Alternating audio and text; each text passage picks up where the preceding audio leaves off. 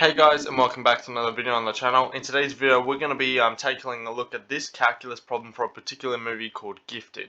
Now in the movie it's pretty much about a uncle and her niece, and pretty much in the movie this kid has pretty much the genius of Einstein from the age of like 9, and in the movie she goes to one of the universities and they give her this particular calculus problem. Now for a little bit she's staring at it and she can't really solve it, and when she leaves the interview she tells, I think it's her grandma or something, that the problem was wrong. The reason why the problem's wrong is because technically this is actually impossible at the moment because they forgot a negative exponent. Because if they didn't have a negative exponent, this thing would diverge to infinity pretty much and it would be unsolvable. So the correct integral that they need to do is pretty much this one with a negative exponent. So negative infinity to infinity e to the power of negative x squared over 2 times sigma all squared dx is equal to the square root of 2 pi sigma. So pretty much this is pretty much the problem. It's a show that problem, so we know what the answer is. We pretty much need to show that this integral is equivalent to this, and they give you a hint saying show this first, so we can see we pretty much need to turn it into a multivariable function and then integrate it pretty much. Okay, so with this particular thing here, we can see it's a Gaussian integral. So we're going to solve a particular way to what we would do with the normal Gaussian integral. So what we're going to do is define our integral here. So we're going to call it I. So I is equal to this particular integral here. So e to the power of negative x squared over 2 times sigma all squared dx. And what we're going to do is we're going to square both sides. So what that pretty much means is we're going to multiply the integral by itself. However, when we do that, we're going to introduce another variable. We're going to turn to a 3D thing. So when we square an integral, it's going to be this integral times itself. So we'll have the first integral times itself.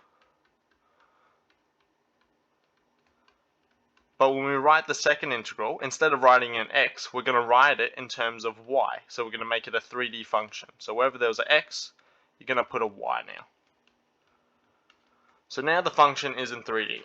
So now we're kind of going to have a double integral on our hands. Now when we multiply these two integrals together, we can actually start combining them into just a straight up double integral. So in other words, we can write it as just two integrals. So two integral signs with their bounds. And we can multiply the inner products. So this times by this. And we can just write the two terms of integration, the differential terms. So dx, dy. So now we're going to combine them into one. Now we can see they both have a common base of e. So that means we can add their indices together. So we can rewrite this as the double integral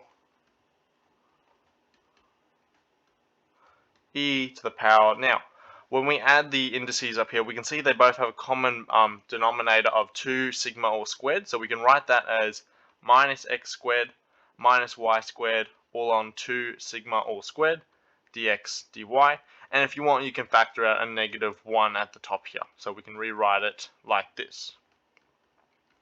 And that's it.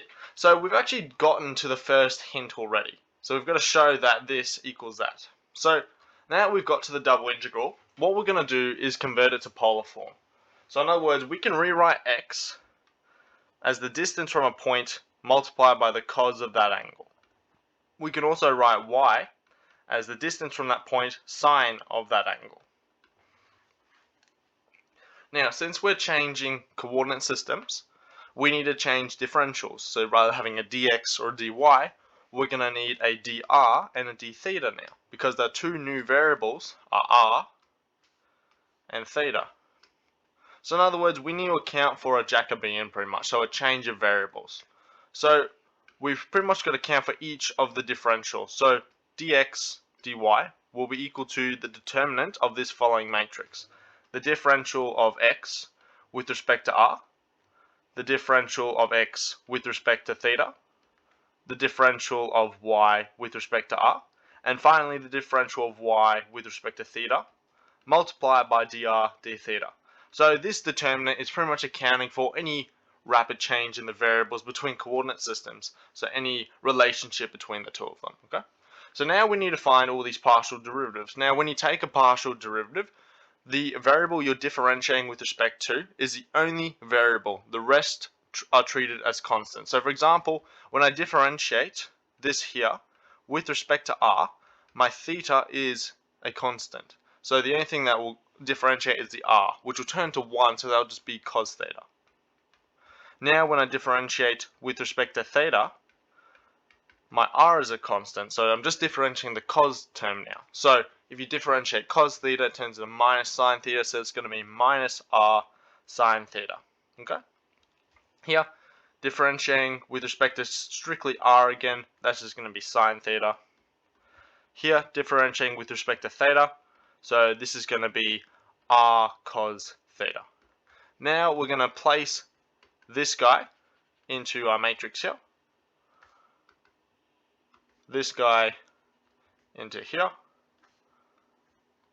This guy into here. And finally, this guy into here. And we'll find its determinant. So the reason why it's a determinant is because of the square brackets. And the way we find the determinant of a matrix, so if we had the matrix A, B, C, D, and you want the determinant, you multiply these pairs, AD, and you subtract it by these pairs here, so B, C. So you multiply their cross, and you subtract the multiplication of that cross, pretty much. So in other words, here, we're going to have dr, dx dr times by dy d theta. So that's that pair there. And we're also going to be subtracting dy dr times dx d theta. Okay? So, if we substitute that stuff in, this is what we're going to get. So, dx dr, we calculated that to be cos theta. So, cos theta times by dy d theta, which is r theta. Cos theta, sorry. Minus dy dr is just sine theta. Multiplied by dx d theta, which is minus r sine theta. This front term here we can simplify to r cos squared theta. This term here we can simplify because we have a negative that turns into a positive, so we'll have plus r sine squared theta. Take out a factor of r and you're left with this. Now if you don't remember this is Pythagorean's identity, and that is equivalent to 1. So all we're left with is r. So in other words, dx dy is equal to r times dr d theta. So that is accounting for your change of variables with the Jacobian. Righto. So this integral here, let's just copy this because I'm not going to write it again. I'm lazy. When we change the polar coordinates, we need to change our bounds as well. Theta is easy. It just belongs between all the angles, so from 0 to 2 pi radians. Now r belongs, it has to be, well, 0 or up to infinity, because it's accounting for the distance from any point, and that changes over time. So our new integral, I squared, is going to be the integral from 0 to 2 pi, the integral from 0 to infinity. Now here we're going to change this. We can replace these guys now with their corresponding polar bits. So x is r cos theta and y is r sine theta. So when we plug this stuff in, we're going to have e to the power of minus r squared cos squared theta plus r squared sine squared theta, all on 2 sigma all squared. And now we replace this bit here with this. So that's going to be r dr d theta. Righto. So that's all your variables changed over, and now it's just a bit more math. Righto. So we can take out a factor of r squared up the top there, so we can write it like this. R squared, and we can see that's Pythagorean's identity again, so that's just 1, so we can rub that out, and we can rewrite that as over 2 sigma squared, and we'll just bring this a bit closer. Ta-da! Now we can just work out the double integral. So the way you work out a double integral is you go from pretty much one variable to the next. So we'll do our first integral here. So what we're going to do is pretty much just write it over here as a separate little integral, and we'll probably do a u sub. So the reason why we're going to do u sub is because of specifically this term here. When I differentiate it, I get an r, and that's probably going to cancel out this r somehow. So what we're going to do is a u sub. So my inside function, or my Euler term, I'll let that equal u. So let u equal negative r squared on 2 sigma all squared. Differentiating this, du dr, I'm going to have minus 2r on 2 sigma squared. Cancel those 2's and you get minus r on sigma squared. Okay. Now we need to change our bounds. So when r equals 0, and I put 0 into here, u will also equal 0. However, when r is equal to infinity, u will be minus infinity. Okay. So in other words, this integral here, when we apply a u sub, it's going to change completely. So we apply a u sub, and we get this new integral. So I'm just going to move this to the side real quick. So our new bounds, instead of, well, 0 remains the same, but instead of infinity, it's going to be minus infinity, e to the power of u, multiplied by r, and then I'm going to replace dr with something we have here. So dr is the same as sigma squared du on minus r. So I can replace the dr with this following bit here. So that will be sigma squared du on minus r. And we can see the r's cancel out.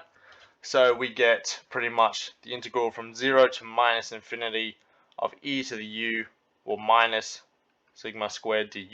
You can take out the sigma squared and the minus because it's a constant. So we'll have minus sigma squared outside our integral here. And now we're just going to integrate this. So if you integrate u, it remains the same. So you're going to get minus sigma squared multiplied by, we'll put in the lower bound first, the upper bound first, so e to the minus infinity minus e to the 0. So you're going to get, that turns to 0, and then you're just going to have minus sigma squared times by minus 1, because e to the 0 is 1, so you get just sigma squared. Okay, so that's your inner integral worked out. So now we have this. We have just the polar bit remaining now. So the inside integral, this one here, just turned out to be sigma squared d theta. So now we're just going to work that out now. So add 1 to the, well, since there's no other theta terms, we just attach a theta to it and put in our brackets.